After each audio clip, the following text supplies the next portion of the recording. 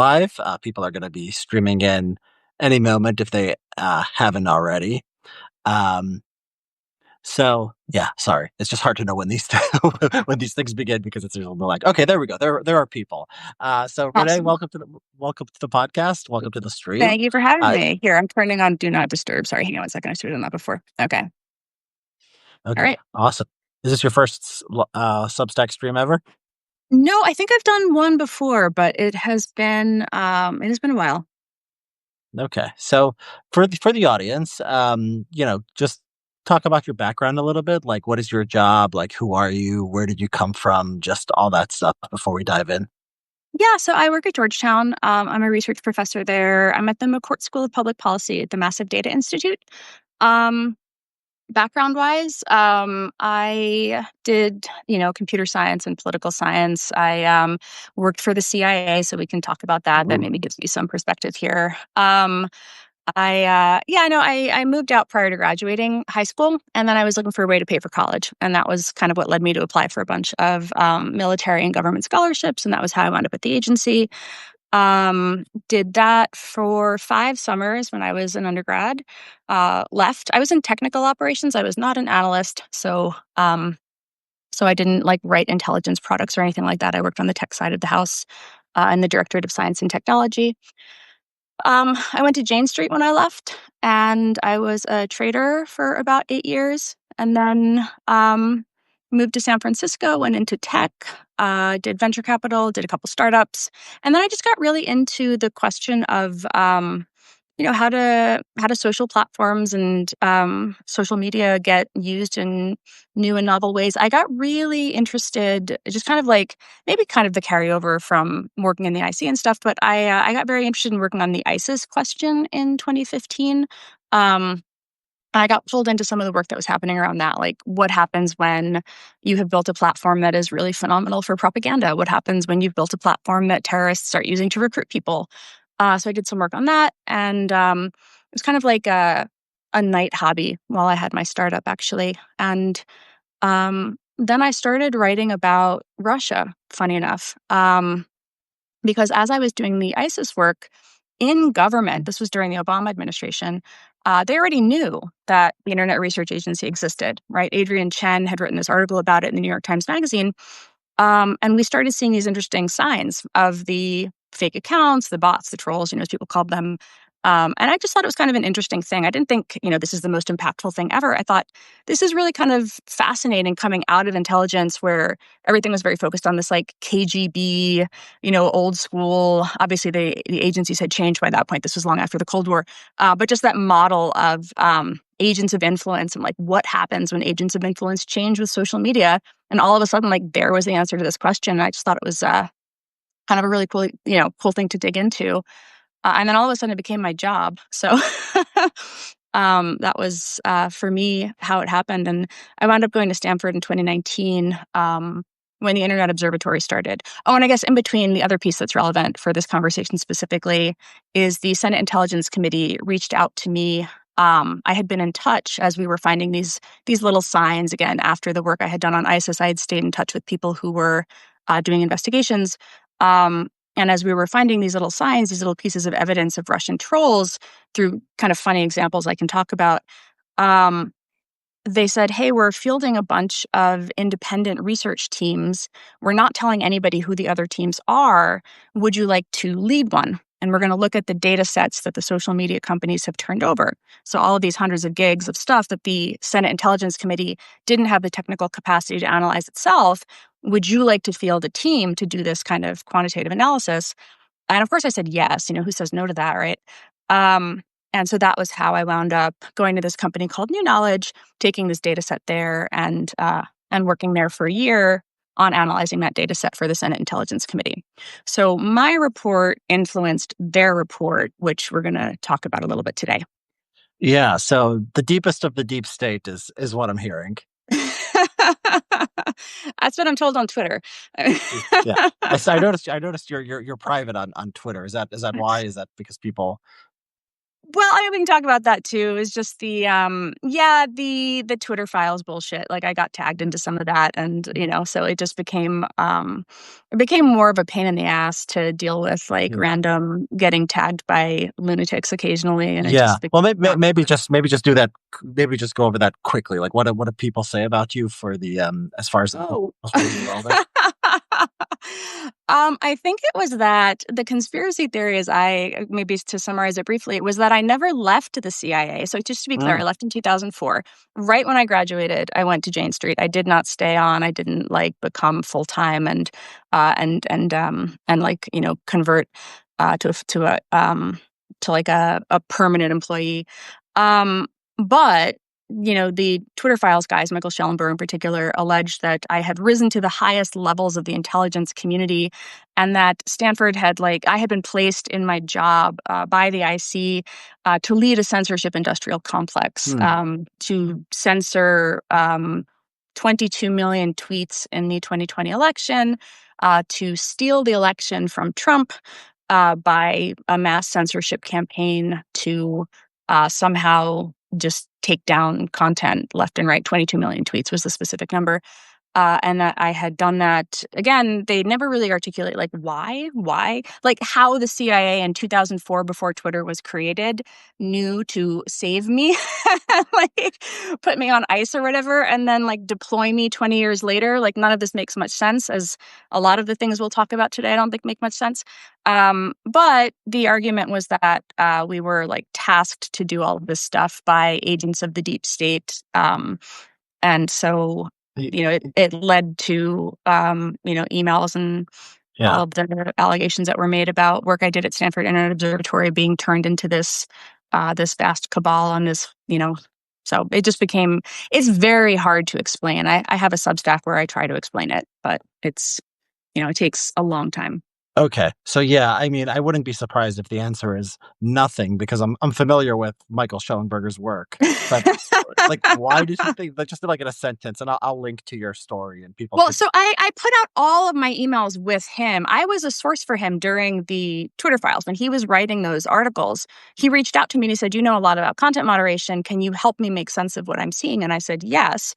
Because in my opinion, like regardless of what side of the political aisle you're on, like I really do believe that we should just have the best possible information about this stuff. And so I said, "Sure, I'd be happy to help you understand it." And so we had a back and forth for about 3 months, and I put all those emails out fully. There's nothing that I held back in my engagement with him, so anybody can go read it.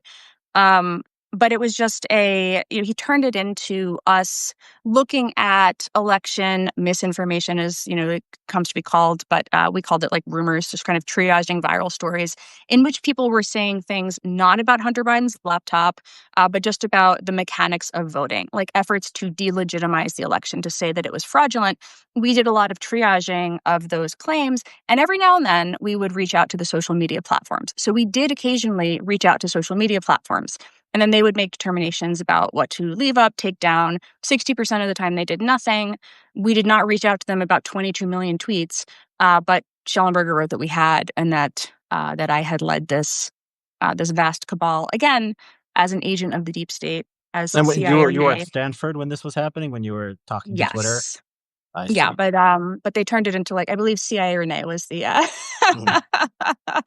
I wrote an article for The Atlantic about that. I thought it was kind of funny. Like, it's weird when you study conspiracy theories for a living, like, you watch it happen to you, and you know exactly what is happening. You can watch the train wreck happen in slow motion, but it is very hard sometimes to get ahead of it, so. Yeah, I just out of curiosity, this is gonna be I don't wanna, side rail the conversation, but No, no, no, I don't mind talking about it. did you see my podcast on, Chuck Johnson on Block Reported? Oh, I saw part of it. I saw yes, I remember him from, like, 2016. I remember that whole thing. Yeah. Well, yeah, the podcast it's fascinating. I was just curious because you worked in intelligence and kind of like his claims are kind of, out there. But anyways, forget put Chuck to the side. I was just curious. Um, yeah, I when I I kind of I was one of these like super anti-censorship guys, like one of these people who thought like the entire misinformation community was just like a bunch of liberals who just wanted to censor everybody they disagreed with. And, I had my problems with the old Twitter regime. Like I had a couple suspensions over things that were really, really stupid. It was just like, it was just some like sarcastic, like death to boomers. I was once suspended for saying death to boomers, like Right. sarcastically. I think I was even standing up for boomers or something like that. So like, hate based on age or like, violence or whatever. And it was like this kind of thing where I always felt like there was somebody kind of behind the scenes, because I didn't have like little thing. I didn't have a blue check mark, which sounds like nothing, but I mean, I was big enough, like bigger than a lot of people who did have blue check marks, so it kind of seemed unfair. And then Elon bought Twitter, and I was happy about that. Look, I could say whatever I want now, but then like the website just became unusable, and I went back and I said, these people who just like, surely there were some disinformation or misinformation studies kind of people who maybe abused it or kind of, were trying to, went too far in the things they called misinformation or things that they thought shouldn't be on the internet. But at the same time, this kind of free for all where anyone can say anything and like there's no even like curation. Like you can be a bad faith actor just making up stuff like 24 hours a day and you're just treated like anyone else. Like those people are like they are winning, like kind of they do win, I think, under a completely unregulated system. And it's just kind of made me rethink all of this stuff. Like we have to like it's like somebody needs to be thinking about this. Somebody needs to think about like how does the internet just not turn everybody's brain to mush?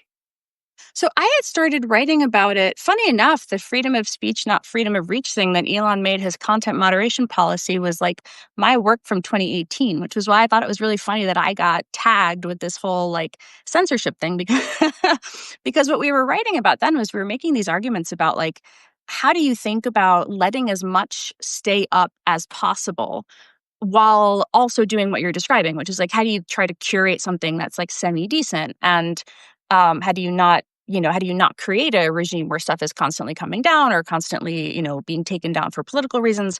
And one of the things that we started really trying to argue for, Asa Raskin is the other person in that he was the other person who wrote this argument with me. Was we were trying to make this argument that you had to give people more granular control over their own experience, right? Could you give them curation powers in a sense? We call that middleware in like social media design. Could you let them have levers to have more control over their experience? The platforms don't really like that. They don't really want that because the whole point of curation is to try to serve you things that keep you there. I think that might be finally changing now. In 2018, this was um, like maybe too bold an idea for its time.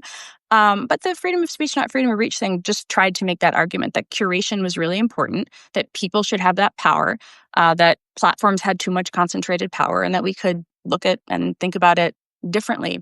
And then again, I think the other piece that we tried to make the argument for, and you see this, I gave a long interview to Schellenberger that he never published, actually. So I published it on my blog, making the point that I thought the most important thing was like the inform piece, which was how could you add that context? So I was a really big fan of Birdwatch, which is now Community Notes, making that point again that you should have that power given to users.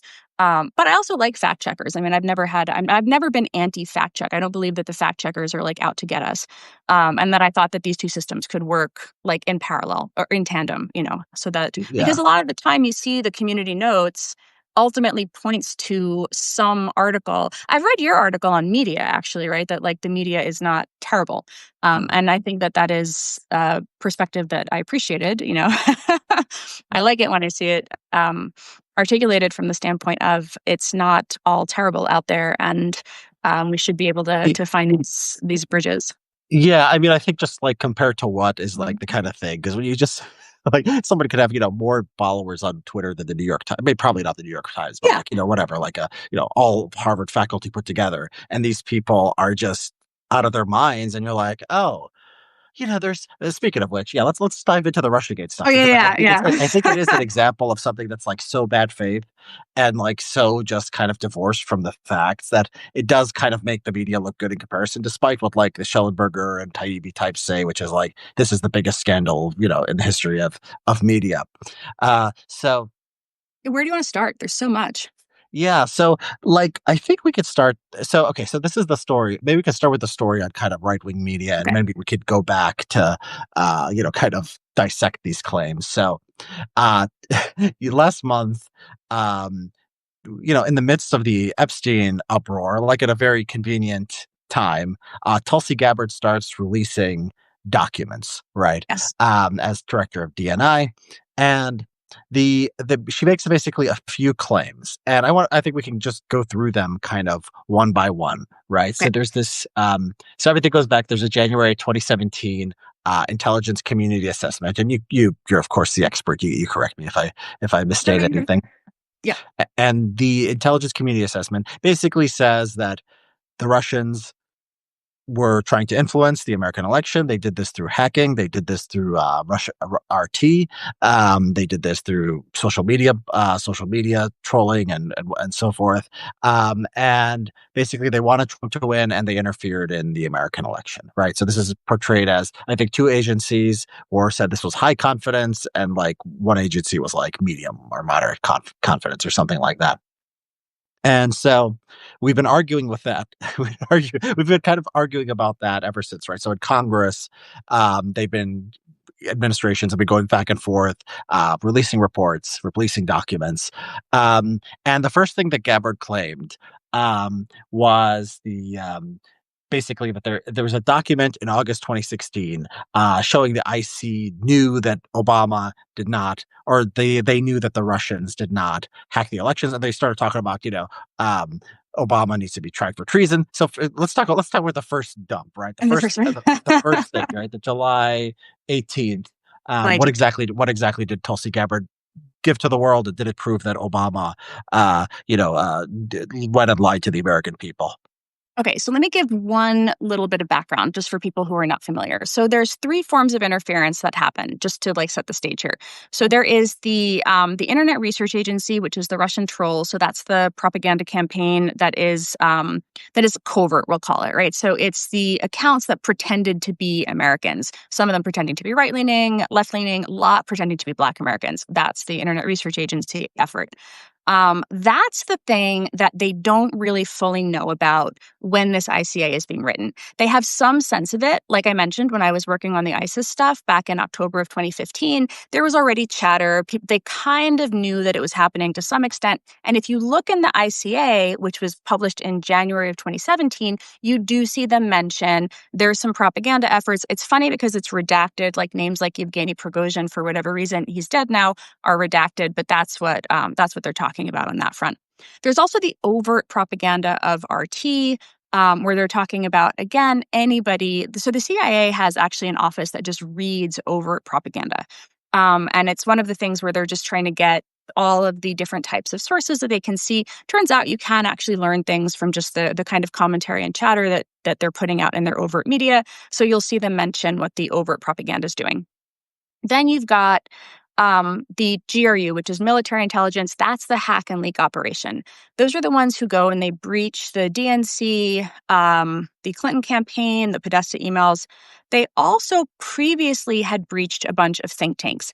And there's some complexity there because a different Russian intelligence agency, the SVR, which is their sort of foreign intelligence agency, whereas, again, the GRU is their military intelligence agency, had previously breached some of those same think tanks. So we're going to talk about the SVR a little bit later. So two different agencies breach the same set of think tanks. Or one breaches and then hands it off. It's a little bit unclear how exactly that handoff happens. So that's the second line of effort, is the hack and leaks. And then the third line of effort is they start pinging the voting machines and the voting systems directly. This is also attributed to the GRU, to military intelligence, but they don't do that successfully.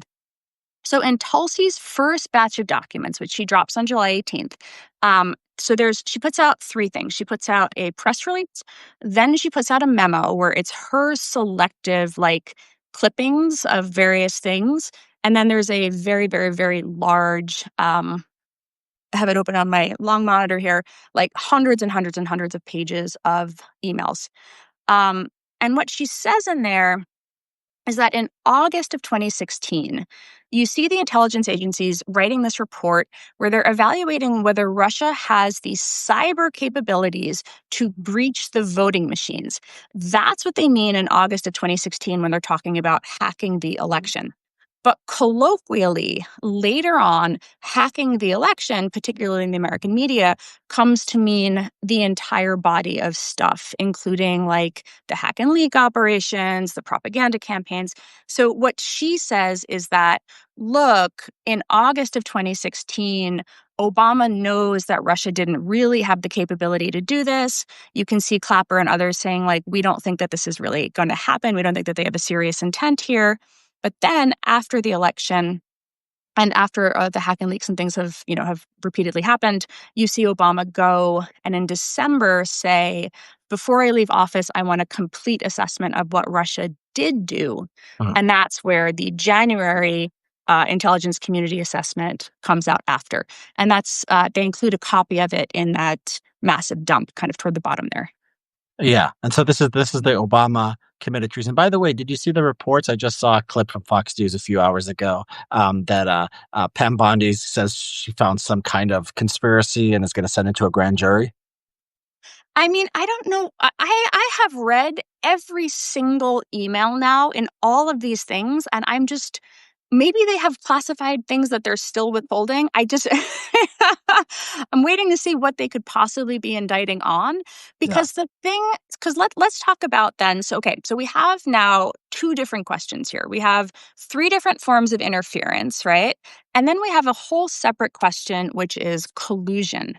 So yeah, I only ever worked on interference. So collusion becomes the whole question of as the interference is happening, did the Trump campaign know? That's the question that they try to answer with collusion. yeah, So the collusion investigation is launched in July of 2016 by the FBI. It's called Crossfire Hurricane, and it is launched after a tip from Australian intelligence. It is not launched as a result of the Steele dossier. It is launched after a tip from Australian intelligence. And so it happens 6 months prior to this ICA coming out at all. So there is no connection between the ICA coming out and the launch of the collusion investigation. It's already been going on for 6 months within the FBI. So the part about the treasonous conspiracy, like I keep getting lost on what the treasonous conspiracy is. Because if you pull up the documents, and I absolutely encourage everybody to go like do their own research here, pull up the documents and search for the word principles, because the principles meeting is that's where the readout from the Obama principles meeting notes. What you can see is they lay out all of the people who were in the meeting, the Obama cabinet, National Security Council, and then they lay out what the principals are asked to do afterwards. And the only things in that bulleted list are please provide a list of all of the things that Moscow did. They do not mention the campaign. They do not mention Trump. They do not mention collusion. They just ask for the different things that Russia has done. So again, it's a little bit unclear what happened, like what argument they're making to allege that Obama has committed a treasonous conspiracy by asking something that is like completely within his authority as president to do. And that's where I keep getting hung up on that piece. yeah. So I think the story is that the way they framing, and I agree that you probably can't find it in the documents, but the idea is that Obama knew, or the administration knew, that Russia did not change the voting machines, and Right, then well, they didn't. Everybody knew that. yeah, I know exactly. Yes, I Okay. think what the I'm trying to yeah, their Steel story. man it. No, yeah, I don't know if it's even steal that, but yeah, but then Obama told them to cook up a narrative. Now, I don't know how you even get that from like the documents. Obama did not tell them, or was it Clapper or whoever was sending these emails was not saying come to this predetermined conclusion, right? It was just like look into what Russia did, right? That's what seems to be, again, from all the documents that we the public have been given. That is what it is. Just look into what has happened here, and then so unless she's got some more emails that we have not been given, nothing in this massive trove supports how she has chosen to editorialize it. And this is something that just from the propaganda standpoint, how you frame it is really, really important because most people are not going to go through hundreds and hundreds and hundreds of these documents, particularly because honestly, they're very hard to read, right? When you're trying to piece together a sentence and every third word is redacted, it is not a pleasant reading experience. And if you don't know the timeline where you're like, oh, Crossfire Hurricane started on this date, there are these different agencies, there's these different efforts. If you can't piece together like which agency did a thing because you have some prior knowledge, you're really reliant on what the DNI says. And traditionally, like I remember when I was in the agency, like there was this pride that people took in being like above politics. So whether that's, I think maybe people think that that's just like vanity and bullshit. But I remember I was, again, one, young and very lowly on the, on the totem pole. But I remember the role from Clinton to Bush, right, to W. And like people stayed and they continued to do their jobs. And there wasn't like oh, I'm not going to work for the Republican now, right? It was just, this very like kind of country over party ethos. So I think it's a little bit, jarring for people to see just kind of how far it's gone. Well, the kind of conspiratorial thinking is kind of insane because this idea that like the FBI was out to get Trump. Now, the I think the director of the FBI had been a Republican for like 20 years. Mueller was a Republican. Comey was appointed by Trump. I mean, not appointed by Trump. He was fired by Trump, right? Chris Wray was appointed by Trump, another Republican, right? These guys were Republicans, and there was never an idea that the FBI was out to get Republicans. It was always run by Republicans. They were people who had reputations for bipartisan reputations for integrity. They would get confirmed like 97-1 or like 98-0 or whatever. And this had been the FBI like forever.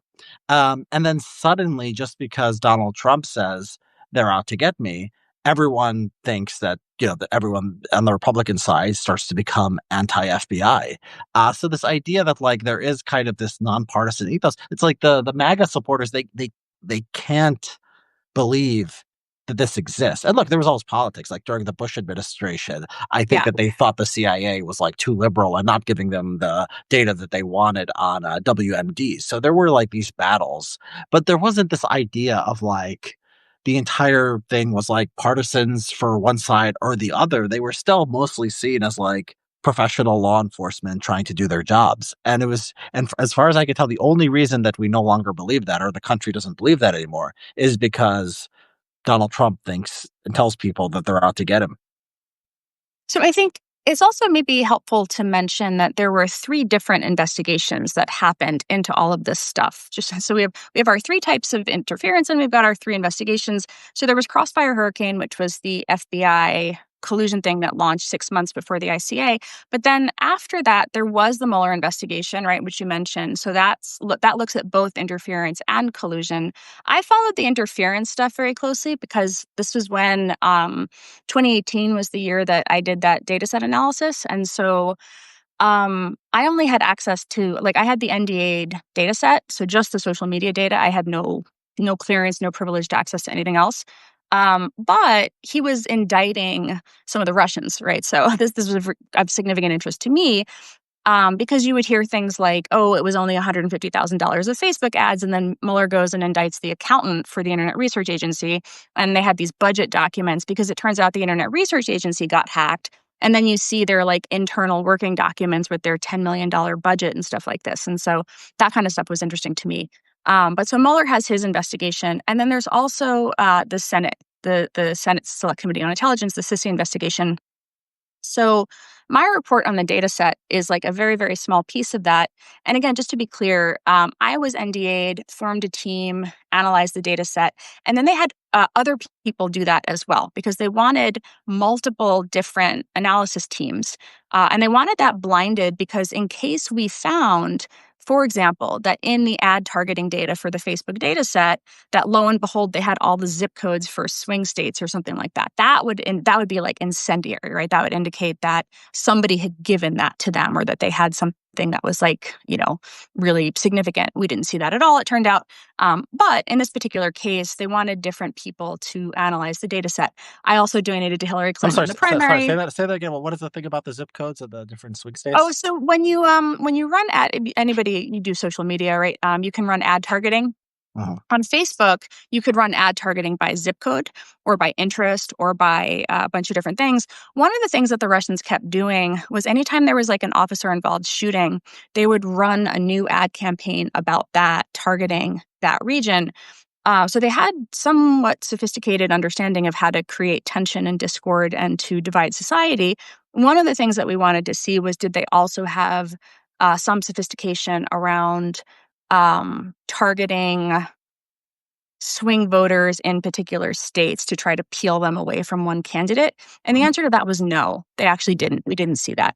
So we didn't see a very strong awareness of like how to use Facebook to execute on like electoral politics strategies. That was much more the social division, the particularly racial tension strategies. Mhm. But you did see some.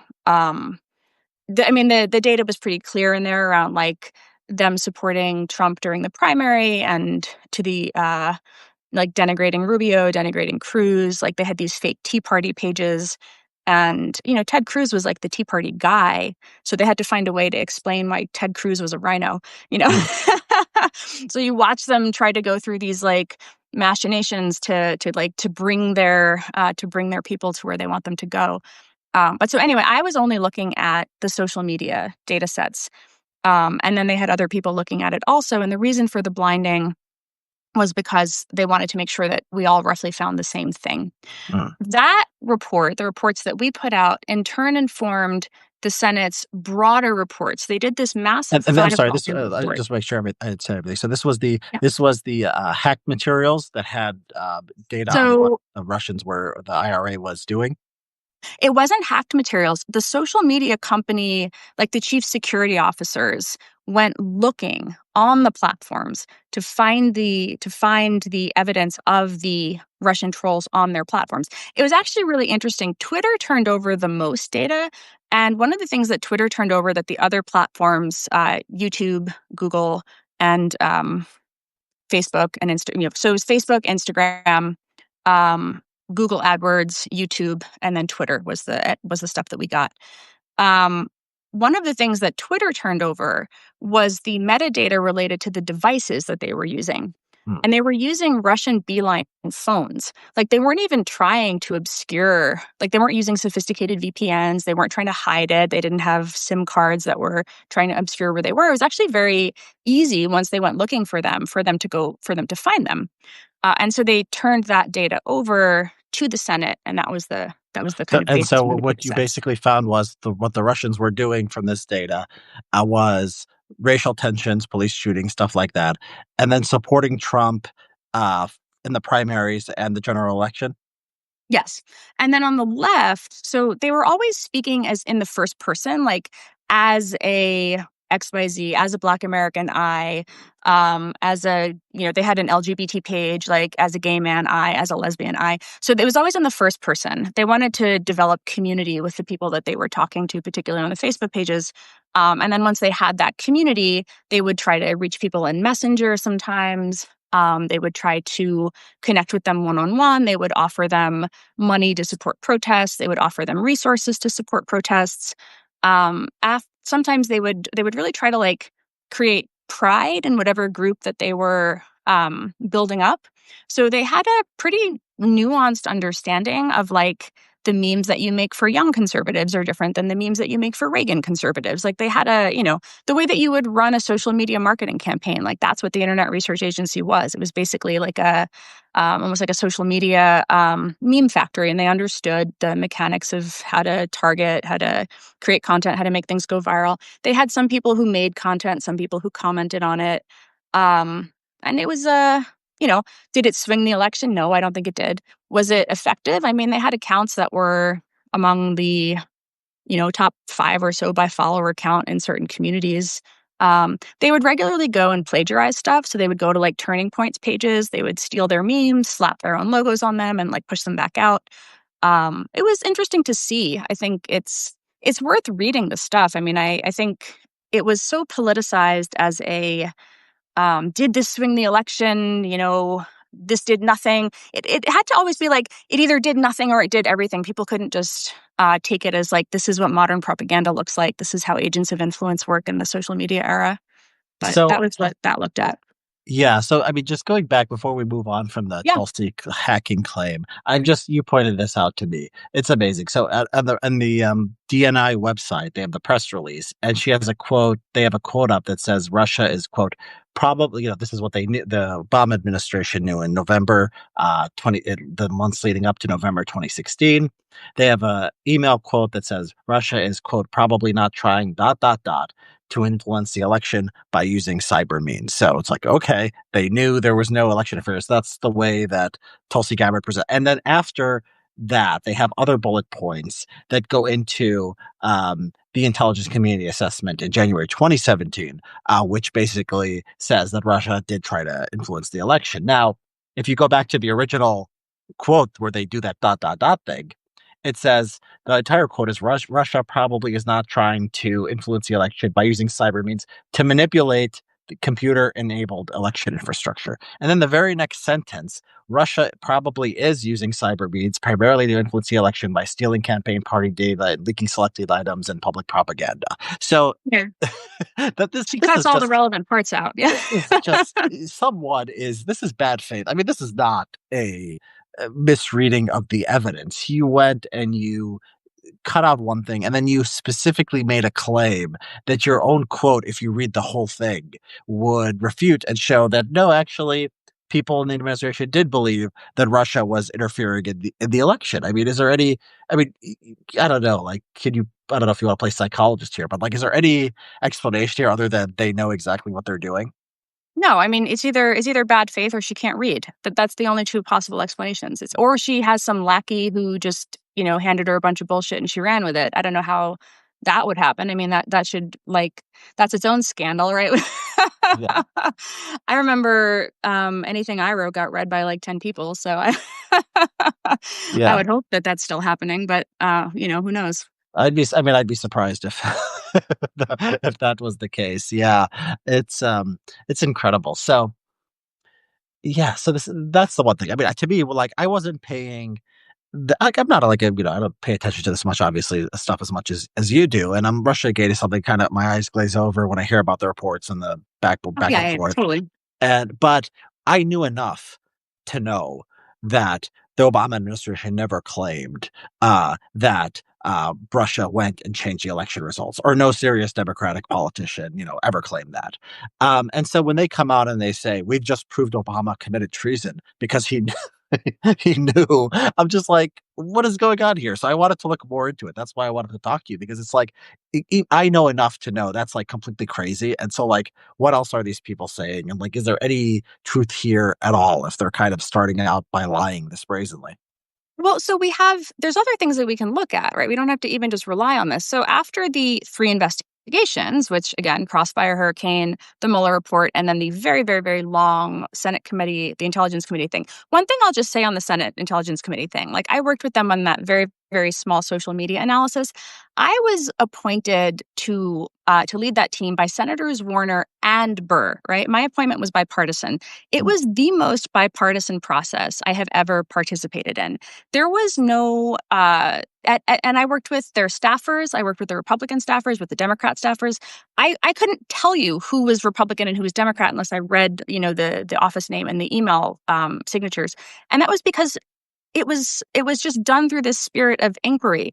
When I would do the briefings, sometimes, in the skiff, right, the sort of like private briefings, there would be Republicans and Democrats in there. Senator Rubio was in there, right? They would just ask questions. There was no sense that it was like a gotcha game. It was done so normally that seeing what happened 5 years later or 7 years later is actually like depressing to me because at the time it felt so normal. So that's what I'll say about the sissy thing. But there were then three investigations into the investigations. So you had Attorney General, you had Bill Barr. First, he tasks this U.S. attorney from Utah into looking into things. That guy, he doesn't really find very much stuff. Not a lot comes out on that. But then there's This is the Durham, right? No, Durham's the third. Durham's the third. There's like two that happened before Durham. So there's a guy from Utah. Then there's the DOJ Office of the Inspector General report. That's the one that there's this 2019 report, and it criticizes the handling of like the FISA applications and things like that. And it does say Crossfire Hurricane was like opened in good faith. It's, procedurally everything was on the up and up for the reasons they opened it. But some of the FISA warrant applications were done with over reliance on like the garbage deal dossier. The surveillance processes were flawed. So it finds some problems with FBI procedure. But it ultimately says that this was not a politically motivated investigation. And then the Durham investigation is the third one. And that's the one where his report comes out in 2023. His annex, we can talk about the secret burn bags and Kash Patel.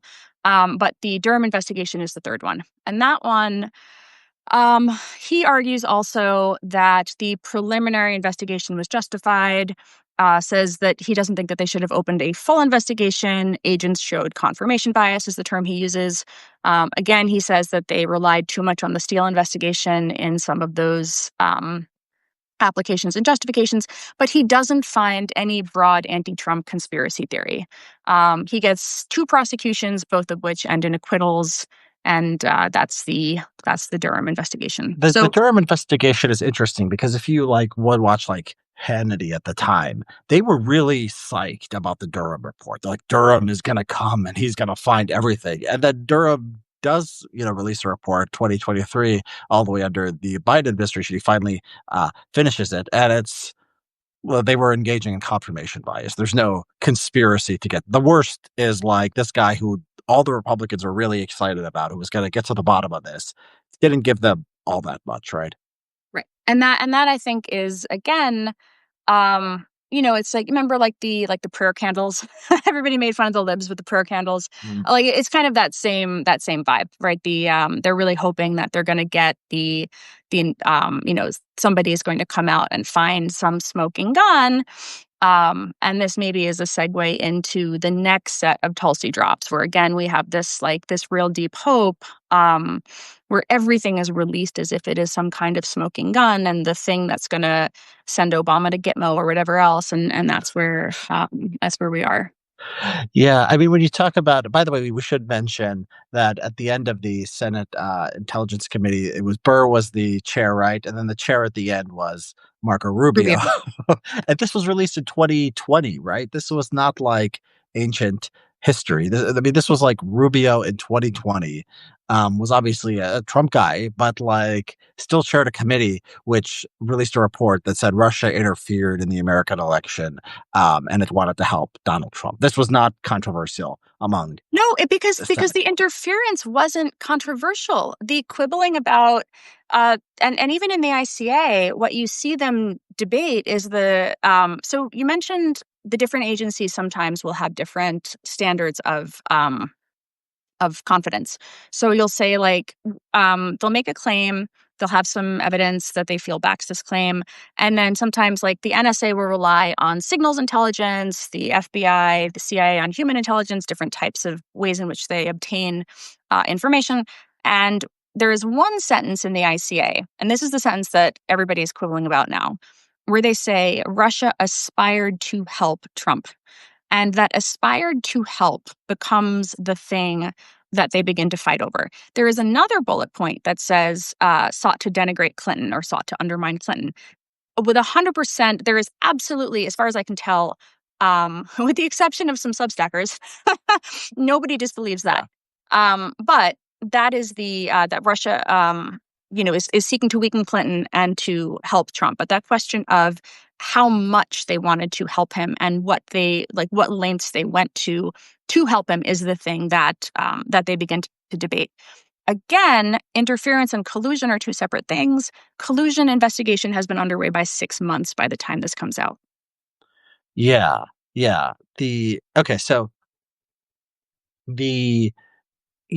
the other thing is I was just paying attention to kind of the news, right? We know that nobody ever said in the Obama administration that Russia hacked the election. The idea that Russia favored Trump. I thought I would watch RT. I mean, just you would look at RT videos. The 2017 ICA report, they say this like the Rush they mention this in the annex, and this is just so convincing. Like, I don't think you even need like the intelligence to like say this is what's going on here. Like every RT video is like Trump is great and like Hillary is awful, right? And so they say the most popular video on Secretary Clinton in the right up to the 2016 election on RT was how 100% of the Clinton's charity went to themselves. Right, that had 9 million views. The most popular English language video about Trump, called Trump. They said, "quote Trump will not be permitted to win," and it had 2.2 million views. So the idea was like there's a deep state conspiracy against Trump, and people were saying like in Russia the Russian parliament like opened they they were popping champagne literally after Trump won the election. And what you see in the kind of the documents in the House report, they'll say stuff like, well,